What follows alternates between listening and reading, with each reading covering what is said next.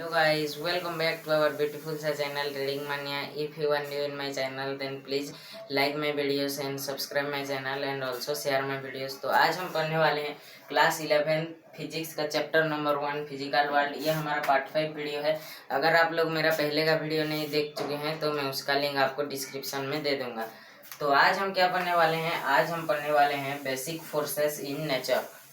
Basic forces in nature हम आज पढ़ने वाले हैं। तो चलिए हम शुरू करते हैं। Basic forces in nature. Force मतलब क्या है? What is force? Force is the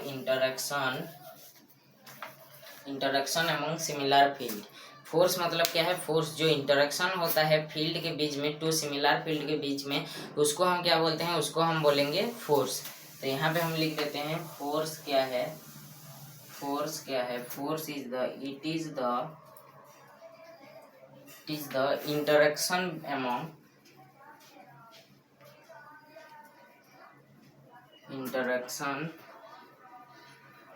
interaction among अभी मैं क्या बोला? Two similar fields. Two similar fields यहाँ पे लिख देंगे हम टू सिमिलर फील्ड्स। हो गया। तो अभी हम कुछ बेसिक फोर्सेस के बारे में, हमारे नेचर के कुछ बेसिक फोर्सेस के बारे में पढ़ेंगे। जैसे फर्स्ट हमारा क्या होता है? फर्स्ट हमारा होता है जैसे ग्रेविटेशनल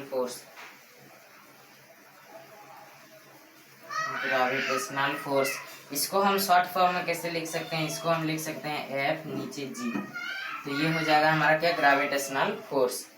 फिर हम अभी देखते हैं यहाँ पे नेक्स्ट हमारा क्या है? Electromagnetic force.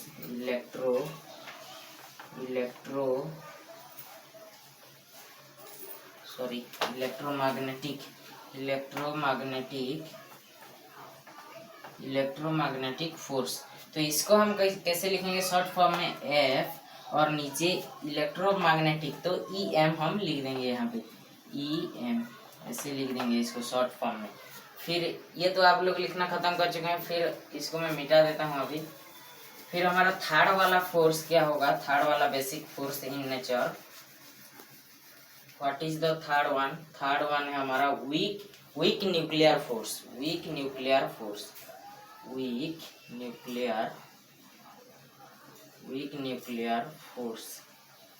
हो गया। तो इसको हम शॉर्ट फॉर्म में कैसे लिखेंगे? F के नीचे W और N लिख देंगे कैपिटल फॉर्म में, कैपिटल लेटर में W एंड N। हो गया। उसके बाद अभी हम देखते हैं फोर्थ वाला हमारा बेसिक फोर्स। ये वीक न्यूक्लियर फोर्स हो गया। उसके बाद और एक फोर्स क्या होगा? Strong nuclear force. तो यहाँ पे लिख देते हैं strong nuclear force.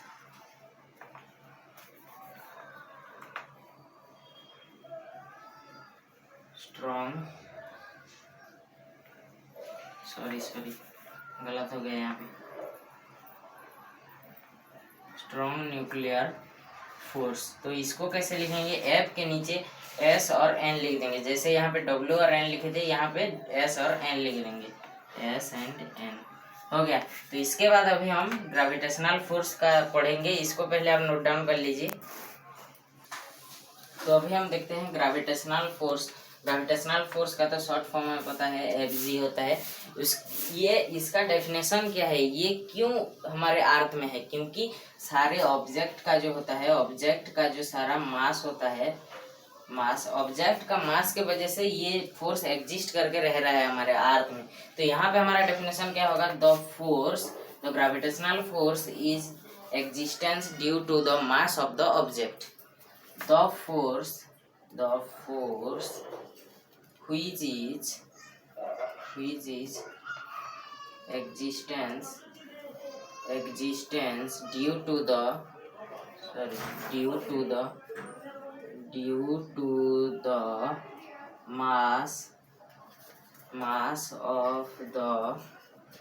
mass of the object is called हमारा कौन सा फोर्स होगा? Gravitational force. मैं ऐसे लिख देता हूँ ग्रेविटेशनल फोर्स।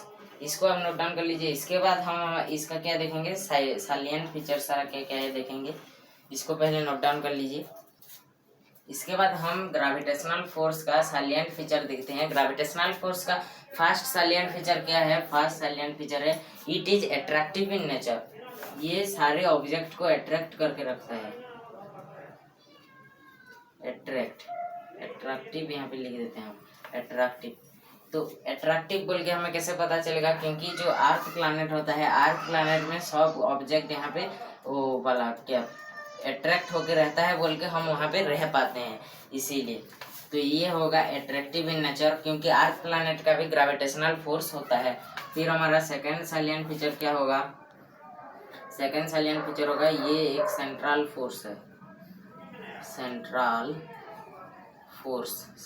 फोर्स है। उसके बाद ये क्या होगा, कंजर्वेटिव लॉ को सेटिस्फाई करेगा, ये conservative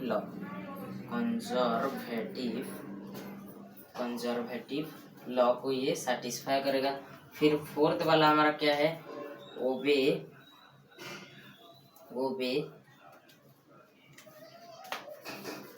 inverse square dependence, inverse square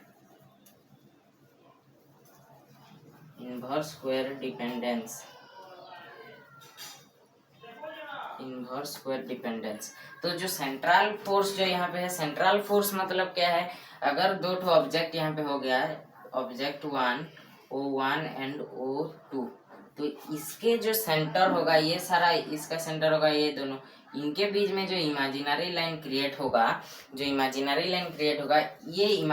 line में जो फोर्स एक्ट करेगा उसको हम क्या बोलेंगे, उसको हम बोलेंगे सेंट्रल फोर्स। और कंजर्वेटिव लॉ मतलब क्या है, work done by force is the path independent of the path. तो यहाँ पे है क्या, work done by force, work done को मैं WD लिख देता हूँ, work done by force is the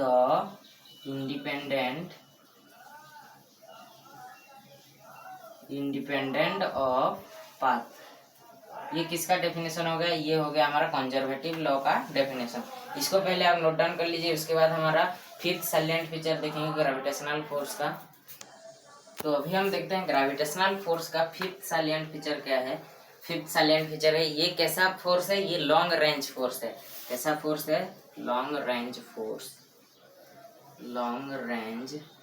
force. ये एक कैसा फोर्स है, ये एक लॉन्ग रेंज फोर्स है। तो इसको आप नोट डाउन कर लीजिए। इसके बाद हम हमारा सेकेंड फोर्स पढ़ेंगे, इलेक्ट्रोमैग्नेटिक फोर्स। हो गया इसका नोट डाउन। तो अभी हम देखते हैं second, electromagnetic force. What is electromagnetic force. Electromagnetic, ये तो एक ही फोर्स नहीं होगा, क्योंकि यहाँ पे दो ठो हमारा है। तो ये क्या होगा, इलेक्ट्रोमैग्नेटिक फोर्स जो होगा, इलेक्ट्रोमैग्नेटिक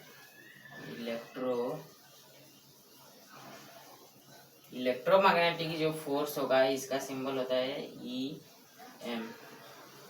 तो इलेक्ट्रोमैग्नेटिक जो फोर्स है, ये दो ठो फोर्स का कॉम्बिनेशन है।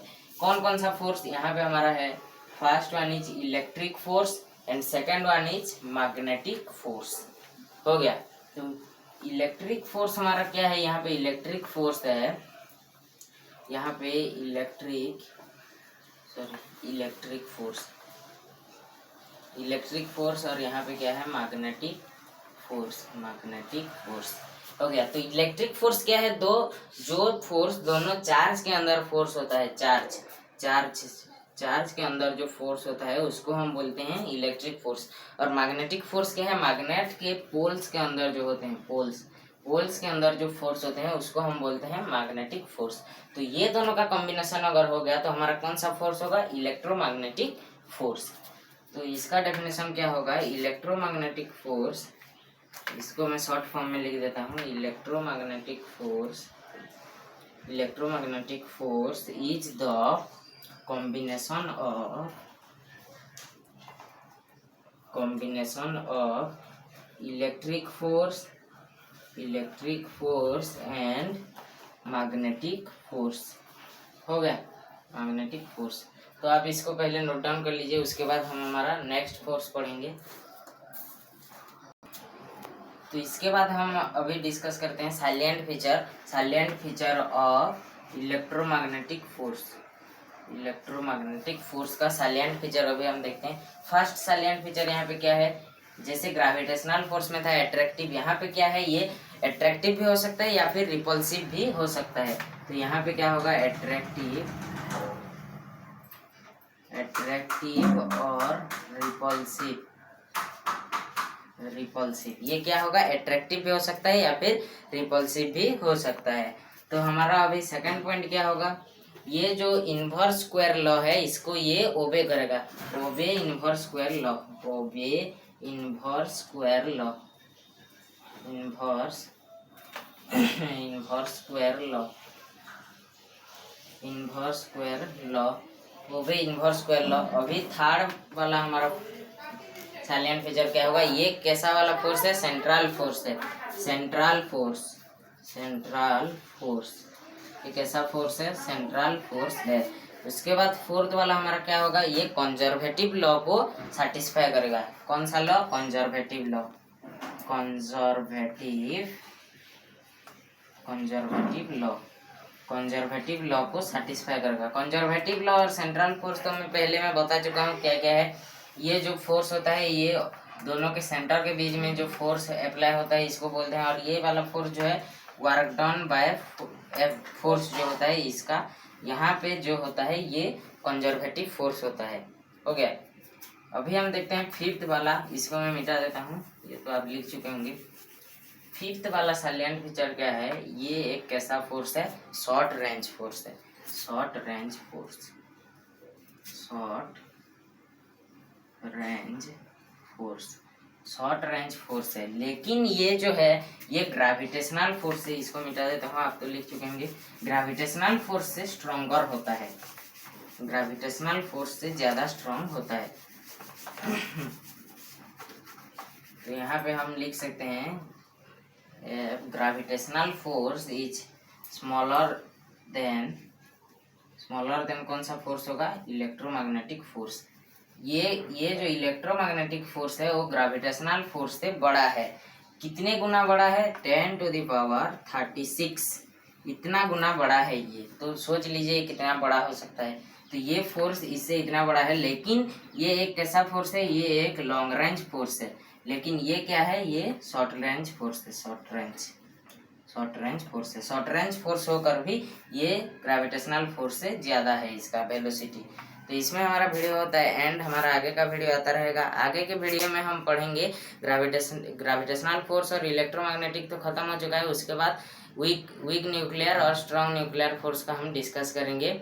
और ये वीडियो आपको पसंद आए तो प्लीज़ लाइक कर देना, और मेरे चैनल में जो न्यू है वो प्लीज़ मेरे चैनल को सब्सक्राइब भी कर देना। तब के लिए बाय बाय।